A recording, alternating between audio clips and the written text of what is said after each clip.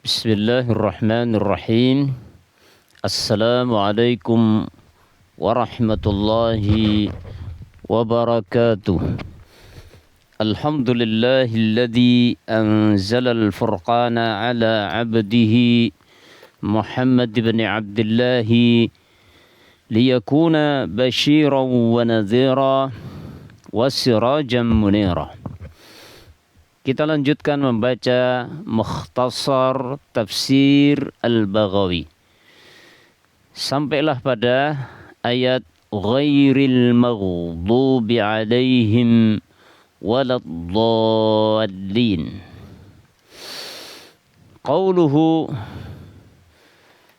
firman Allah, ghairil maghdubi alaihim, selain ghairil maghdubi alaihim, selain orang-orang yang dimurkai. Yakni Allah menghendaki ayat tersebut ghairas siratil ladzina ghadibta alaihim.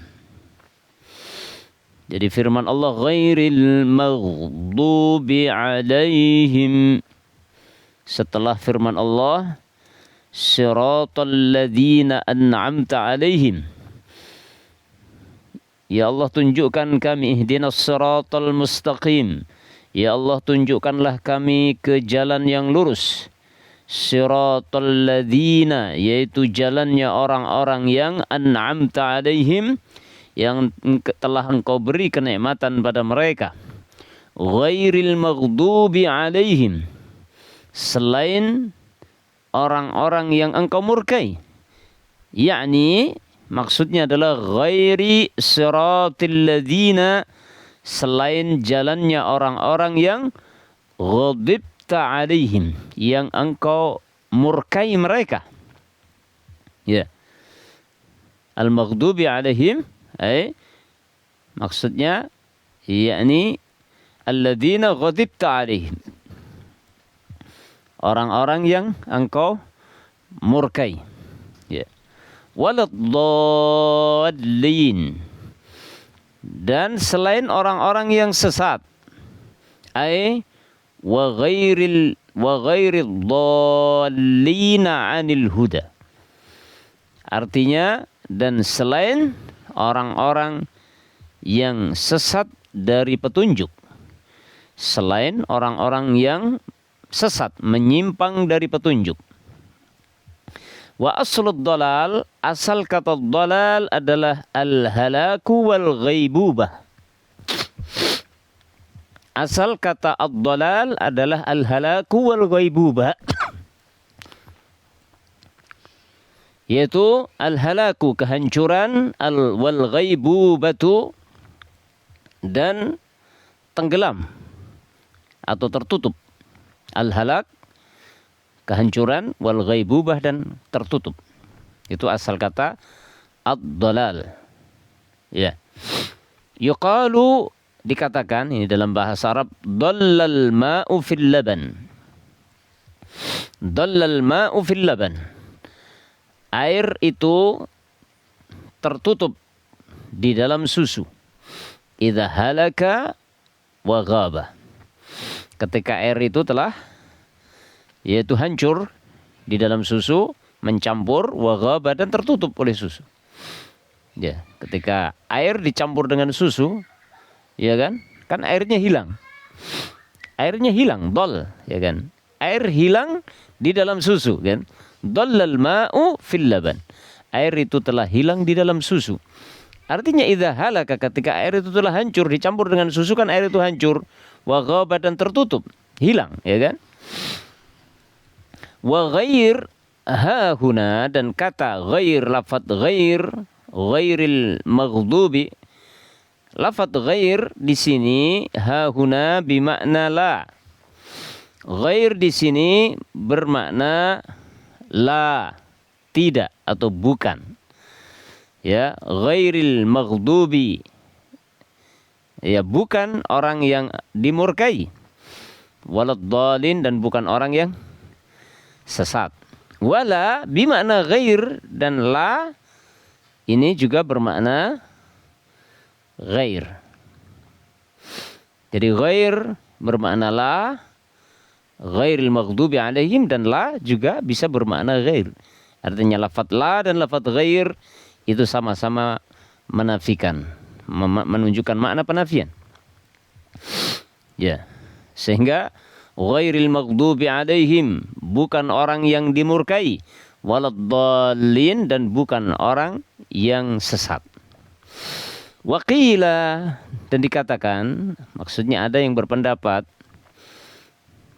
tentang makna al-maghdubi alaihim, ghairil maghdubi alaihim. Siapa? Hum, mereka itu adalah al-Yahud. Al-maghdubi alaihim adalah orang-orang Yahudi. Ini banyak penafsiran dari salaf. Al-maghdubi alaihim al-Yahud. Waddalluna humun nasara. Dan lafaz dan ad-dallun, orang-orang yang sesat, itu adalah Nasara, orang yang dimurkai. Maksudnya dalam ayat itu adalah Yahudi, dan orang-orang yang sesat yang dimaksud adalah an-Nasara. Ya, li'anna Allah Ta'ala hakama, karena sesungguhnya Allah Ta'ala telah menghukumi alal Yahudi bil ghadab. Karena sesungguhnya Allah Ta'ala telah menghukumi orang Yahudi dengan al-ghadab, dengan kemarahan. Faqal, Allah berfirman ya tentang orang Yahudi, man la'anahu Allahu wa ghadiba alaihi, dalam surat Al-Maidah ayat 60. Yang dimaksud ini adalah orang Yahudi, yaitu orang yang Allah laknat dan Allah murkai. Ya, sehingga dalam ayat dalam surat Al-Fatihah, ghairil maghdubi al-maghdubi alaihim, ya, berdasarkan ayat tersebut dan juga riwayat yang ada, dalam maksudnya adalah al-Yahud. Ya. Wa hakama 'alan nasara, dan Allah menghukumi orang-orang Nasara bid-dhalal, dengan kesesatan. Faqal, maka Allah berfirman, wala tattabi'u ahwa'a qaumin qad dhallu min qablu. Wala tattabi'u ahwa'a qaumin qad dhallu min qabl, dalam surat Al-Maidah ayat 77. Dan janganlah kalian mengikuti hawa nafsu kaum yang mereka sungguh telah sesat sebelumnya, maksudnya an-Nasara. Karena ayat ini berbicara tentang siapa? Ayat ini berbicara tentang orang-orang Nasara. Ya. Jadi kesimpulannya Imam Al-Baghawi menafsirkan ghairil maghdubi, al-maghdubi alaihim adalah al-Yahud, sebagaimana yang terdapat dalam surat Al-Maidah ayat 60, man la'anahu Allahu wa ghadiba alaihi. Ya, dan beliau menafsirkan ad-dhalin, orang-orang yang sesat, adalah an-Nasara, sebagaimana dalam firman Allah surat Al-Maidah ayat 77, wala tattabi'u ahwa'a qaumin qad dhallu ya min qablu, janganlah kalian mengikuti kemauan kaum yang sungguh mereka telah sesat dari sebelumnya. Ayat ini berbicara tentang orang an-Nasara, ya. Ada sebagian ulama tafsir yang lain yang menjelaskan bahwasanya orang Yahudi dimurkai dalam Al-Quran, dilaknat dan dimurkai karena mereka menyimpang dari ajaran agama Nabi Musa setelah mereka mengetahui kebenarannya. Adapun orang Nasara, ya, sesat karena mereka yaitu beramal dengan tanpa ilmu. Beramal dengan tanpa ilmu. Waqala Sahlu bin Abdullah. Kita lanjut. Waqala Sahlu bin Abdullah. Sahal bin Abdullah mengatakan ghairil maghdubi alaihim bil bid'ati. Ya. Waladdallin anis sunnati. Ini penafsiran salaf yang lain.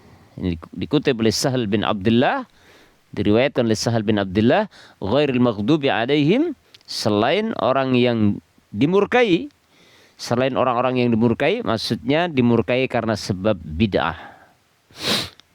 Ya.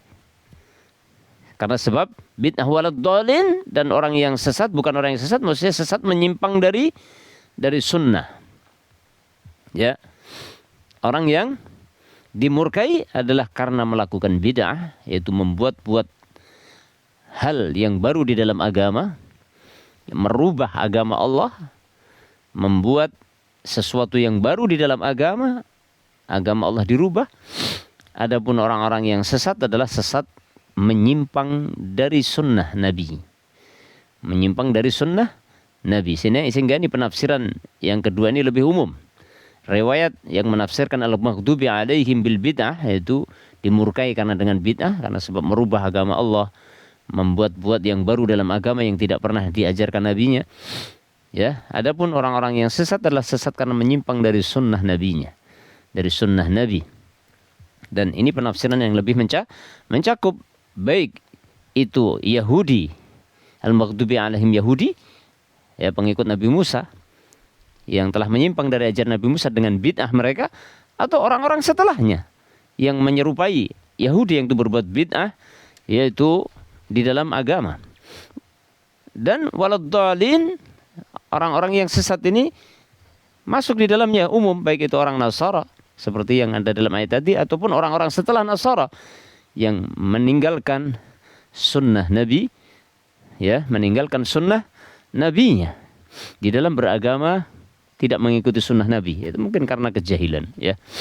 Kemudian was-sunnatu, ya, setelah selesai membaca Al-Fatihah, was-sunnatu, dan yang sunnah adalah lil qari'i ay yaqula ba'da faraghihi min qiraatil Fatihah amin, ya. Dan sunnah bagi orang yang membaca, dia membaca setelah selesainya dari membaca Al-Fatihah, ghairil maghdubi alaihim waladdallin, sunnahnya dia membaca amin, ya. Doa ini mafsulan anil Fatihah, ini terpisah dari surat Al-Fatihah, tidak termasuk. Jadi kalimat amin ini terpisah dari surat Al-Fatihah, bukan bagian dari surat Al-Fatihah, akan tetapi disunnahkan dibaca di saat seseorang sudah selesai membaca surat Al-Fatihah, yaitu bisaktatin, yaitu dengan diam, dengan saktah, diam sejenak. Saktah artinya diam sejenak tanpa bernafas. Jadi ketika membaca waladdallin